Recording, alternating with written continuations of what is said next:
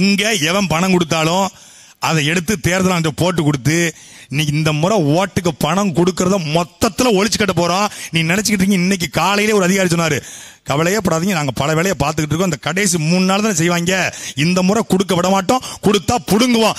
தேர்தல் ஆணையத்துக்குள்ளேயும் நேர்மையான உண்மையான அதிகாரிகள் இருக்காங்க. இந்த முறை அந்த வாக்குக்கு பணம் கொடுக்கிற முறையை மட்டும் ஒழிச்சுட்டா, ஓட்டுக்கு பணத்தை மட்டும் மக்கள் வாங்கினா, மக்கள் வாக்களிக்க போற ஒரே ஒரு கட்சி நாம் தமிழர் கட்சி மட்டும்தான். வேற எந்த ஆப்ஷனும் கிடையாது. தலைவன் இல்லைங்க தமிழ்நாட்டுக்கு. ஸ்டாலின் தலைவரா? ஸ்டாலின் தலைவரா? என்னைக்காவது ஸ்டாலினுடைய பேச்சை இந்த கூட்டத்தில் யாராவது ஒருத்தர் கேட்டிருக்கீங்களா? 10 நிமிஷம் இப்ப வர்ற வழியில நான் கேட்டு வந்தேன். நான் தாங்க தமிழ்நாட்டில் ஸ்டாலின் பேச்ச கேட்கிற ஒரே ஆளு நான் தான். ஏதாவது கண்டென்ட் சிக்குமான்னு கேட்கறது. ஸ்டாலின் பேசிக் கொண்டிருக்கிறார். MK ஸ்டாலின் யூடியூப் சேனல் பக்கம் 57 பேர் பார்த்துக்கிட்டு இருக்கேன். தமிழ்நாட்டோட முதலமைச்சர். நான் பொய் சொல்ல மாட்டேன், நான் சீமான் தம்பி பொய் சொல்ல மாட்டேன், ஆதாரத்தோட வச்சிருக்கேன், ஜூம் பண்ணா காட்டுறேன். 57 பேர் பார்த்துட்டு இருக்கான். இப்பொழுது எங்க அண்ணன் சீமான் பேசபோது நியூஸ் 7 லைவ் வரப்போகிறது. தாய் தமிழ் சாட்டை என்று நாம் தமிழ் லைவ் வருகிறது. அன்பிற்குரிய மக்களே, தமிழ்நாட்டு அரசியலில் 10,000 பேர் ஒரே நேரத்தில் நேரலையில் பார்க்கிற ஒரே தலைவன் எங்களுடைய அண்ணன் செந்தமிழன் சீமான் மட்டும்தான். என பேசுவாரு, மக்களை பற்றி பேசுவாரு, மொழியை பற்றி பேசுவாரு, மண்ணை பற்றி பேசுவாரு, இனத்தை பற்றி பேசுவாரு, உலக அரசியல் பேசுவாரு, திராவிடம் பேசுவாரு, இந்திய தேசியம் பேசுவாரு, சேகுவேரா பிடல் காஸ்ட்ரோ குறித்து பேசுவாரு, உலகத்தினுடைய அத்தனை புரட்சியாளரை பற்றி பேசுவாரு. இந்த நிலம் எப்படி இருந்தது, எப்படி இருக்கணும், எப்படி இருக்கிறது என்று எல்லாவற்றையும், காடு வளம், கனிம வளம், நீர் வளம், நிலவளம், ஆற்று வளம் எல்லாவற்றையும் தமிழ்நாட்டில் பேசுகிற ஒரே தலைவன் எங்களுடைய அண்ணன் செந்தமிழன் சீமான் மட்டும்தான். எவனுக்கும் கண்டென்ட் கிடையாது, பேச தெரியாது. அப்போ அப்படி ஒரு தலைவனை நீங்கள் தேர்ந்தெடுக்காம, வாக்கு செலுத்தாம, மீண்டும் திமுக, மீண்டும் அதிமுக, மீண்டும் காங்கிரஸ், மீண்டும் பாஜக என்றால் எந்த மாதிரியான புரட்சியும் ஏற்படாது, எந்த தேவையும் செய்யாது. நம்ம தோத்தரலாம் சொல்லாங்க, தோத்துருவீங்க, நீங்க ஜெயிக்க மாட்டீங்க. டேய், தோக்கிறது ஜெயிக்கிறது முக்கியம் இல்ல, சண்டை செய்யறதா முக்கியம் என்கிற வடசென்னை படத்துல வசனம் போல, தோக்குறோமோ ஜெயிக்கிறோமோ சண்டை செய்யறோம். இந்த நிலம் எங்கள் நிலம், இது எங்கள் உரிமை. இந்த நிலத்தில் இருக்கக்கூடிய நிறுவனங்கள்ல தமிழர்கள் தான் வேலை செய்யணும், தமிழர்களுக்கு மட்டுமே முன்னுரிமை கொடுக்கப்படணும். வட சென்னை என்பது சென்னையினுடைய பூர்வகுடி மக்கள் வாழ்ந்த ஊரு. சென்னை வட சென்னை, அது கருப்பர் தமிழ் மண்ண அப்படிங்கிறது போல இது எங்கள் நிலம், கருப்பர் நகரம், தமிழர்களுடைய தாய் மடி, தமிழர்கள் ஆதி குடிகள், தமிழ் மறவர்கள் வாழ்ந்த நிலம். இந்த நிலத்திலே நிலம் சிதறி போச்சு.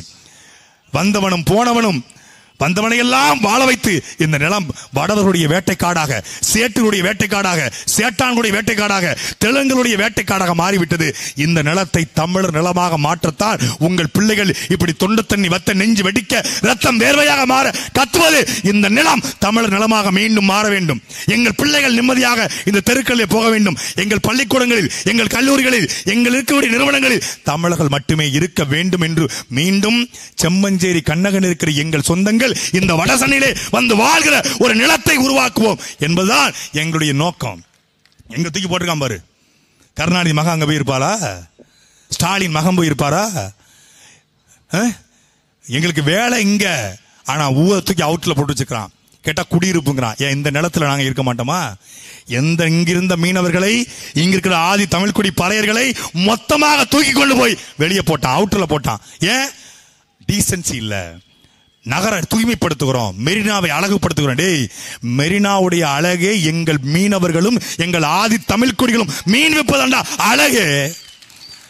உனக்கு மீன் நாத்தம், எங்களுக்கு மீன் மல்லிகைப்பூவு. அந்த மெரினாவில் மீன் விற்க கூடாது என்று சொல்லி, கடற்கரையில மீன் விற்க கூடாது என்று சொல்லி எங்க வச்சிருக்கிற? சுடுகாடா மாத்தி வச்சுக்கிற. மீன் விற்க கூடாது, சுடுகாடு விற்கலாமாடா? மீன் கடையை விட சுடுகாடு ரொம்ப நாத்தம் இல்லையா?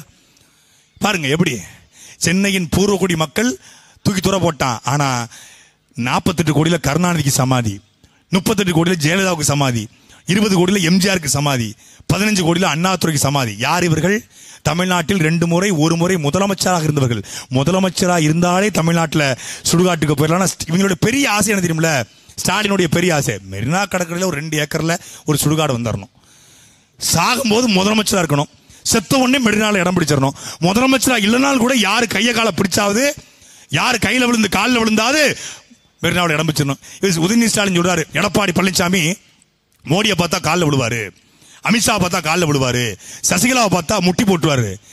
சசிகலாவாவது எடப்பாடி பழனிசாமியை முதலமைச்சர் ஆக்கினவங்க. ஒரு குருநாதர், அந்த கட்சிக்காரரு, அவர் காலில் விழுந்தாரு. நீ பாமக காலில் விழுந்து உங்க அப்பனுக்கு இடம் போட்டியடா, அதை விட கேவலம் இந்த உலகத்தில் உண்டா? உங்க அப்பாவுக்கு 2 ஏக்கர்ல 6 அடி நிலம் வேணுமற்காக பாமக காலில் விழுந்த, அன்னைக்கு முதலமைச்சர் அந்த எடப்பாடி காலில் விழுந்த, நீதிபதி காலில் விழுந்த. சரி, எடப்பாடி பழனிசாமி காலில் இவர் விழுந்தாருங்கிற கேவலப்படுத்துறிய, புட்டபர்த்தி சாய்பாபா காலில் ஒட்டுமொத்த குடும்பமே விழுந்து கிடந்துச்சு திமுக குடும்பம். அது எவ்வளவு பெரிய கேவலம்.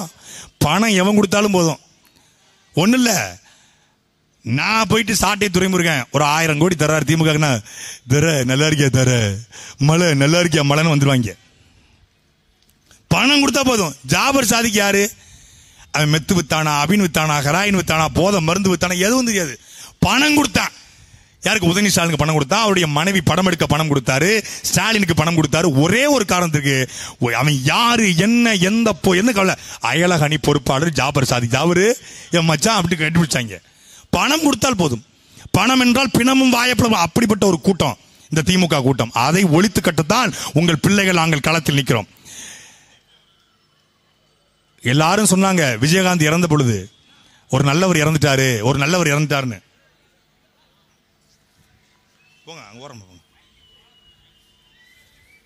அந்த மாலைய ஜூன் 4ஆம் தேதி திமுக போடுங்க.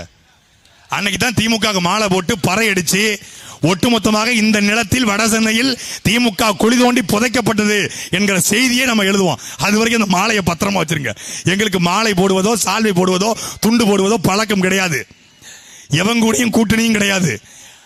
அதனால அந்த மாலையை பத்திரமா வச்சிருங்க. ஒரு எழுச்சிக்கு வட சென்னையும் இந்த திருவொற்றியூரும் தயாராகி விட்டது என்பதற்கான எடுத்துக்காட்டம் தான் இந்த கூட்டம். இந்த நிலத்தில் இப்படி ஒரு தலைவன் இதுவரைக்கும் வரவில்லை, வந்த தலைவனை விட்டுவிடாதீர்கள் என்று சொல்லத்தான் உங்கள் பிள்ளைகள் நாங்கள் வந்திருக்கிறோம். யார் யாரையோ நம்பி நம்பி வீணாய் போன மக்கள், சொந்த உங்கள் பிள்ளைகளை, உங்கள் வயிற்றில் பிறந்த பிள்ளைகளை, உங்களுக்காக உழைக்க வந்திருக்கிற பிள்ளைகளை. அரசியல் என்பது நேர்மையானது, அரசியல் என்பது மக்களுக்கானது என்று சொன்னார்கள். என்பதற்குரிய மக்களே, காமராஜருக்கு பிறகு ஒரு நேர்மையான தலைவன் நமக்கு கிடைத்திருக்கிறான். நீங்கள் காமராஜருக்கு பிறகு கிடைத்திருக்கிற நேர்மையான தலைவனுக்கு இந்த முறை மைக் சின்னத்திலே வாக்களித்து வெற்றி பெற செய்யுங்கள்.